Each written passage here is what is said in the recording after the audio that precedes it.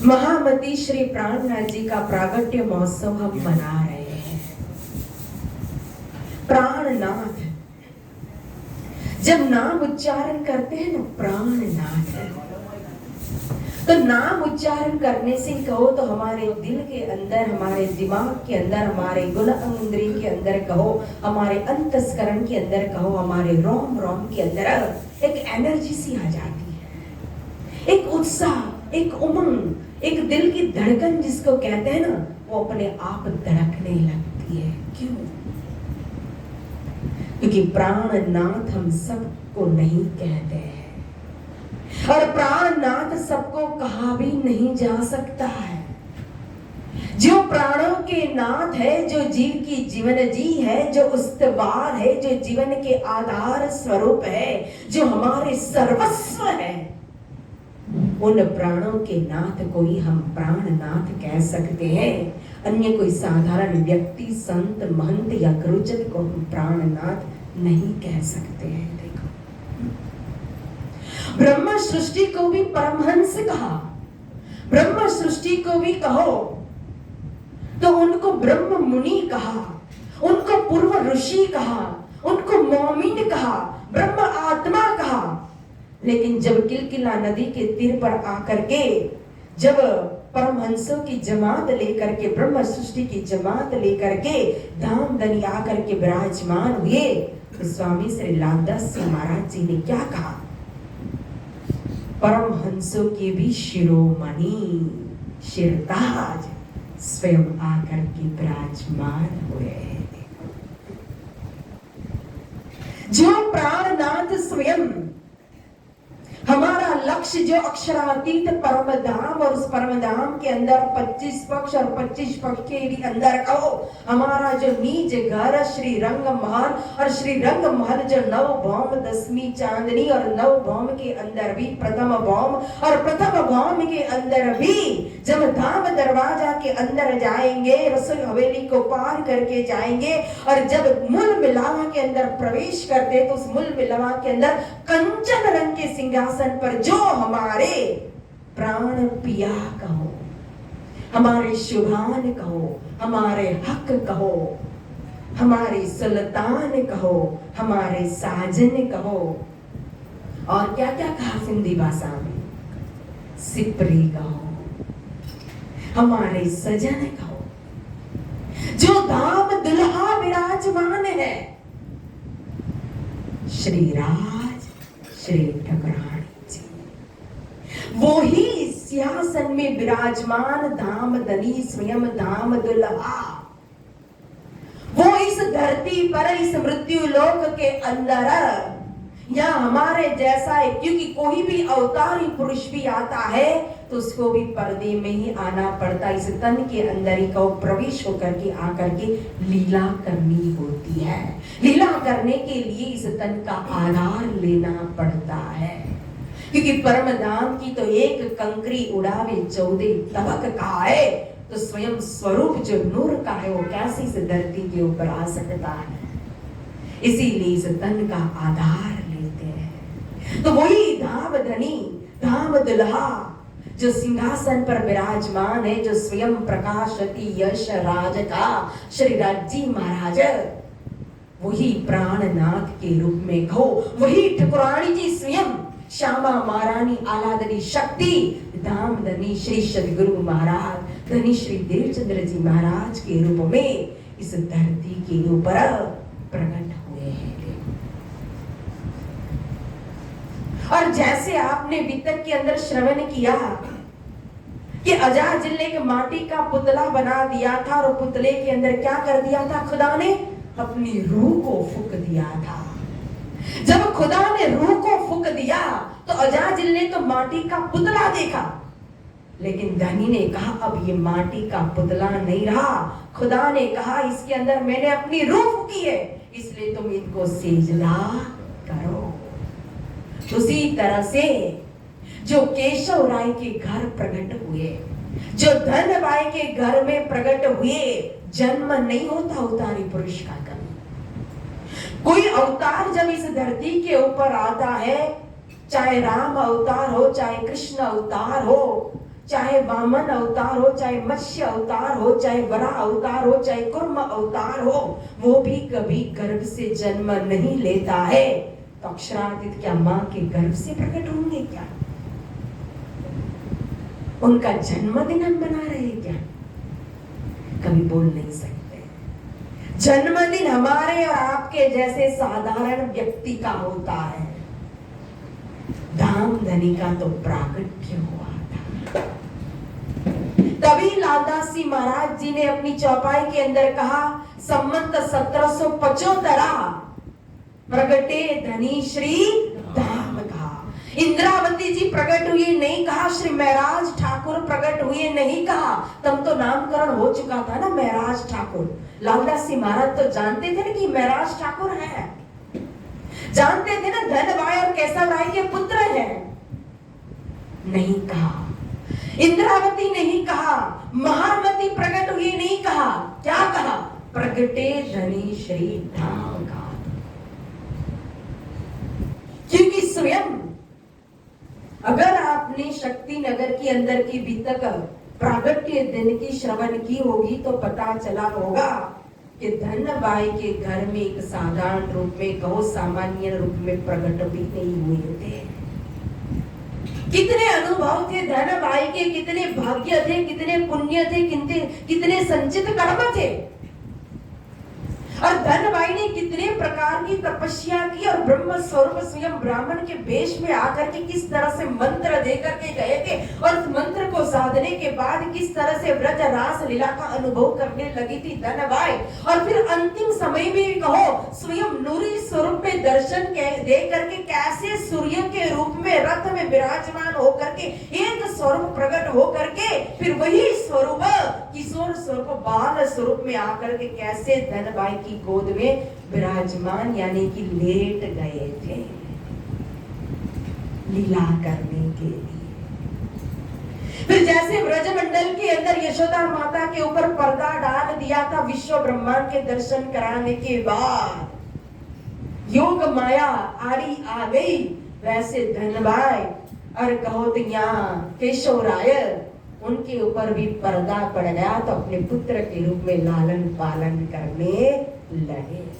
लेकिन लालदास जी महाराज जी ने इशारत में कह दिया था, जब कलयुग के राजाओं का नाम उन्होंने लिखा और कलयुग के अंदर मुगल सम्राट के बाद हिंदू राजाओं के नाम और हिंदू राजा में भी मुगल सम्राट में अंतिम राजा कहो जब बादशाह औरंगजेब का नाम आया तो कह दिया ये कलयुग के नाम अब आगे अवतार होएगा बुद्ध कल की इस जिन स्वरूप के वितक में अब लिखने के लिए सुनाने के लिए जा रहा हो, यह स्वरूप स्वयं 28वें कलयुग के बुद्ध निष्कलंक अवतार है। और अवतार के अंदर आकर के फिर कहो, क्योंकि लीला को भी अवतार के अंदर आकर के किया है, इसीलिए तो संसार आज बुद्ध निष्कलंक अवतार की पहचान नहीं कर पा रहा है। देखो जो 24 अवतार भगवान विष्णु के होते थे वैकुंठ के अंदर, सतयुग त्रेता द्वापर और कलयुग के अंदर, वही चतुर्युग के अंदर के 24 अवतार के अंदर बुद्ध कल की अवतार भी होता था। और वो बुद्ध कल की अवतार वैकुंठ से न आकर के स्वयं अक्षरादित्य के स्वरूप आकर के बुद्ध अवतार में लीला करके गए, तो लीला अवतारों के अंदर ढक करके रह गई, इसीलिए दुनिया पहचान कर नहीं पाई।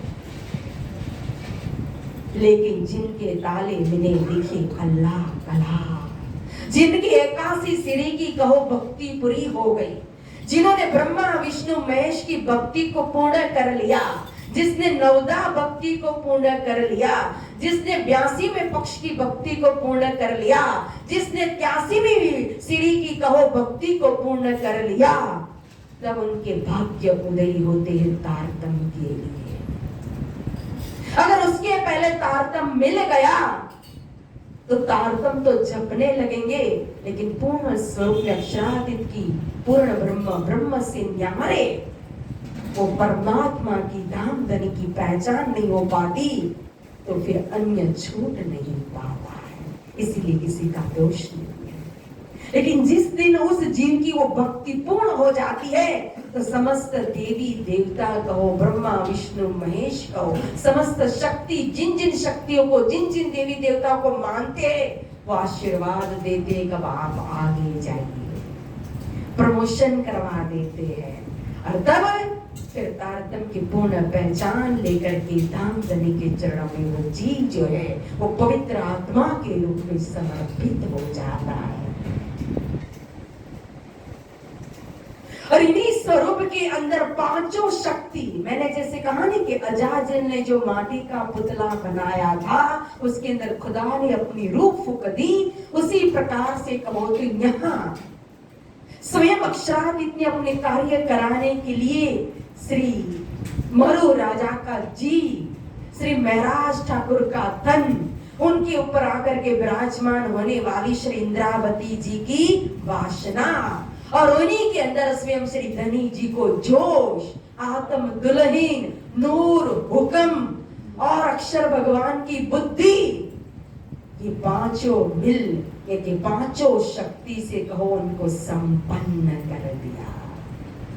कार्य कराने के लिए खुदा ने कहो स्वयं पूर्ण ब्रह्म परमात्मा ने अपना गुण दिया, अपनी शक्ति दी, यहाँ तक कि शोभा श्रृंगार साड़ी में भेष तुम्हारो लियो, अपना भेष दे दिया, अपनी शोभा दे दी, अपना नाम तक दे दिया। और इसीलिए वो महराज नहीं रहे, और इसीलिए वो इंद्रावती नहीं रहे, इंद्रावती जी, और इसीलिए वो महामती भी नहीं रहे। श्री धनी जी को जोश आ गया, तीन मोती को मोल कहो न जाए, ना किनो कानो सुनाए, सोई जले जो मोल करे, और सुनने वाला भी जल पाए। ऐसा अनमोल स्वरूप अपने बराबर खुदा ने क्या कर दिया, एहिया जिसको कहा, जिक्र या पैगंबर सतगुरु महाराज को कहा, खुदा ने सारी शक्ति अपने स्वरूप को दे दी। इसीलिए ये स्वयं क्या बन गए, क्या है हमारे लिए, श्री प्राणनाथ। और प्राणनाथ प्रागट्य महोत्सव मनाने का अधिकार जन जन को है। हर व्यक्ति, हर सुंदर साथ, हर गुरुजन कहो, हर दुल्हीन कहो, सभी अपने पिया का, एक पति का जन्मदिन होता है तो भी पत्नी तो खुश होती है ना, चाहे कहीं भी मनाए। पत्नी को भी तो उल्लास होता है कि मेरे पति का आज जन्मदिन है, केक काटना है, बर्थडे मनाना है, शॉपिंग करनी है। तो ये तो सभी के विश्व ब्रह्मांड के मालिक कहो, हर जीव की, हर आत्म के नाथ, प्राण पिया, प्राण प्रियतम है। तो फिर हर दिल प्रागट्य महोत्सव मनाएगा, चाहे कहीं भी मनाए, किसी भी जगह, हर मंदिर में। ये सबसे बड़ा मेला कहाँ होता है, 3 मेले हमारे 3 पुरियों में कहो तो एक एक मेला लिया हुआ है ताकि एक दूसरे की जगह पर जा सके।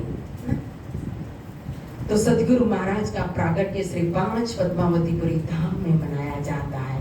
ये आएगा 14वां पूनम का, शरद पूर्णिमा का सबसे बड़ा मेला। श्री बाईजीराज महारानी का प्रागट्य महोत्सव श्री 5 महामंगलपुरी धाम के अंदर मनाया जाता है। और सारे प्रणामी समाज के लिए श्री प्राणनाथ जी का प्रागट्य महोत्सव श्री नौतनपुरी धाम के अंदर मनाया जाता है। देखो, लेकिन मैंने कहा ना, सबके प्राणों के नाथ है, इसलिए सब कोई चाहते हम भी मनाए, हम भी मनाए, हम भी मनाए। इसलिए दिल्ली कहो, जयपुर कहो, गुजरात कहो, मुंबई कहो, सौराष्ट्र कहो, पंजाब कहो, हर जगह, हर अपने अपने भाव से, अपने अपने लेवल पर सभी प्रागट्य महोत्सव मनाते हैं। कहीं 7 दिन का होता है, जैसे दिल्ली में भी हमारे मनाया जा रहा है ना। फिर दिल्ली तो कर्म भूमि मात्र नहीं, एक धर्म भूमि है, क्योंकि यहाँ दिल्ली के अंदर कितना सत्याग्रह किया है, कितना धर्म युद्ध हुआ है। बादशाह औरंगजेब को पैगाम देने के लिए, इमाम महदी को जाहिर करने के लिए मोमिनों ने कितना परिश्रम किया है। इसलिए मैं वितक में बार बार कहती हूँ कि दिल्ली को भूल नहीं सकते। यही वही दिल्ली की धरती है जहाँ मोमिनों ने इतना कहो 12 मोमिनों ने कुर्बानी दी थी और बादशाह औरंगजेब के दरबार में जाकर के सुल्तान को ललकारा था। ये शक्ति नगर जागनी पीठ जो परम श्री चरणदास महाराज की गद्दी ऐसे ही मत स्थापित नहीं हुई है। मुरलीदास महाराज जी एक तपस्वी थे, ऐसे ही उस गद्दी को यहाँ ला करके विराजमान नहीं किया है, क्योंकि स्वयं महामती श्री प्राणनाथ जी के चरण कमल पड़े थे इस धरती के ऊपर। स्वयं महारानी जी बाईजूराज और मोमिन को बैठक इस धरती के ऊपर जहां आज निज मंदिर है, जहां सेवा पधराई हुई, वहां स्वयं महामती श्री प्राणनाथ जी विराजमान हुए थे। और सामने मोमिन और महारानी बाईजूराज की बैठक, और जहां एक बार धामधनी जागनी पर्यटन के दरमियान 18 साल की जागनी में आकर के विराजमान हो गए, वो बैठक कभी भंग नहीं हो सकती। जामनगर में सदगुरु महाराज ने लीला की और वहां से निकल गए तो क्या सदगुरु की गद्दी खाली हो गई? आज भी हम कहते हैं कि पहले बीज उदय हुआ पुरी जहां नवतन, सब पुरियों में उत्तम हुई जो तन ये मदे जे पुरी कहावे नवतन जेनो नाम 14 भवन मा उत्तम। क्या कहते हैं? जहां बालानो विश्राम। बैठक अखंड हुई के नहीं? 17 महीने तक कहो सूरत के अंदर लीला करने के बाद जब निकल गए दिल्ली की तरफ, तो वहां गोवर्धन भाई को गादी सौंपने के बाद क्या बैठक भंग हो गई? अखंड हो गई। तो यहाँ दिल्ली के अंदर आकर के जहाँ जिस स्थान पर विराजमान हुए, क्या बैठक भंग हो जाए? वल्लभाचार्य जो वैष्णव संप्रदाय के आद्य गुरु कहलाते हैं, जिन्होंने अपने जीवन के अंदर जगह जगह जाकर के 84 स्थान पर बैठक एक श्रीमद् भागवत की कथा सुनाई, तो आज भी वैष्णव 84 बैठक की परिक्रमा करने जाते हैं। क्यों? कि जहां उनके इष्ट देव आकर के विराजमान हुए, जहां उनके आद्य गुरु संप्रदाय की स्थापना करने वाले गुरुदेव आकर के विराजमान हुए, उनके लिए बैठक अखंड हो गई। तो हमारे धाम धनी श्री प्राणनाथ जी के चरण कमल जहां पड़े हो, वो बैठक कभी भंग हो सकती है? कभी नहीं हो सकती। इसीलिए मुरलीदास महाराज जी ने कहो तो यहाँ चरणदास और जहां राज जी की बैठक होगी, वहां उनकी रूहें तो होती है, परमंश तो होते ही है। इसीलिए चरणदास महाराज जी की आपकी अपनी गद्दी कहो, पंजाब की गद्दी कहो, उस गद्दी को अब तो मुझे सेवा मिली तो हम हमारी गद्दी कहते हैं। इस परमहंस चरणदास महाराज जी की गद्दी की स्थापना उन्होंने यहाँ इस जगह को चुन करके, उस समय हमारे के सुंदर साथ पैसा जमा करके इकट्ठा करके उन्होंने इस प्लॉट को लेकर के छोटे निर्माण से मंदिर की स्थापना कर दी। और वही कहो आज धनी की महर से आज इतना बड़ा मंदिर हो गया, स्वयं साक्षात विराजमान है। आज यहाँ पाठ 151 पाठ साप्ताहिक पाठ है ना, तो साप्ताहिक प्राणनाथ जी प्राकट्य महोत्सव की पाठ के पारायण का शुभ आरंभ हो रहा है। दिल्ली के अंदर भी होना ही चाहिए, प्राणनाथ प्राकट्योत्सव मनाया जाना ही चाहिए। तो आज सभी सुंदर साथ में गुरुजन ने मिलकर के इस मेले का शुभारंभ किया। जयपुर में भी शुभारंभ हुआ, वहां भी साप्ताहिक पाठ पारायण है। फिर कल मैं मुंबई जाऊंगी, वहां भी हम प्राणनाथ प्राकट्य महोत्सव बड़े धूमधाम से बड़ा मेला 3 दिन अखंड पाठ करके करते हैं। तो 11, 12, 13 का महाप्राकट्य महोत्सव मनाएंगे। फिर जयपुर में शोभा यात्रा निकलेगी, फिर हम जयपुर आएंगे 14, 15 को, वहां प्राणनाथ प्राकट्य महोत्सव मनाएंगे ना।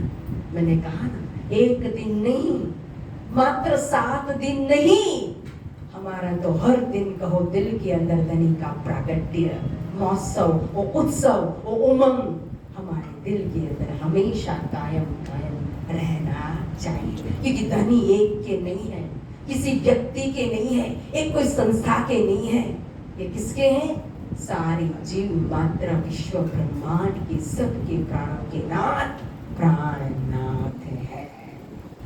तो बड़ा सौभाग्य हमारा कि हम सब मिल करके धामधनी का प्रागट्य महोत्सव मना रहे हैं।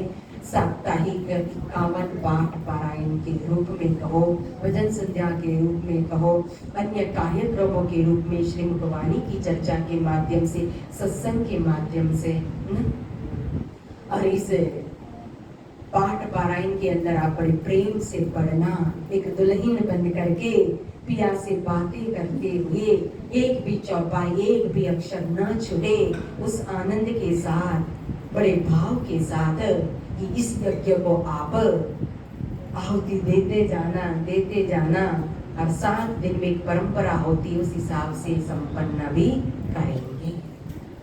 तब आइए सभी मिल करके हम पाठों का शुभारंभ करते हैं और शुभारंभ करने से पहले हम ब्रह्म मंत्र, तारतम मंत्र, निज नाम मंत्र का बड़े प्रेम से आंख बंद होकर के सीधे बैठ करके अक्षराति श्री प्राणनाथ जी के स्वरूप का ध्यान करते हुए निज नाम मंत्र का पाठ करेंगे और उसके बाद 17 चौपाइयों के साथ पाठ का शुभारंभ करेंगे। अब इस मेले के अंदर न मिलने के कारण मैं तो आज ही बधाई दे देती हूँ, क्योंकि हमारे लिए आज से उत्सव शुरू हो गया। तो सभी सुंदर साथ को, संत जनों को, गुरुजन को, प्रधान जी को महामती धाम धनी अक्षरातीत श्री प्राणनाथ जी के प्राकट्य महोत्सव की बहुत बहुत बधाई, शुभकामना।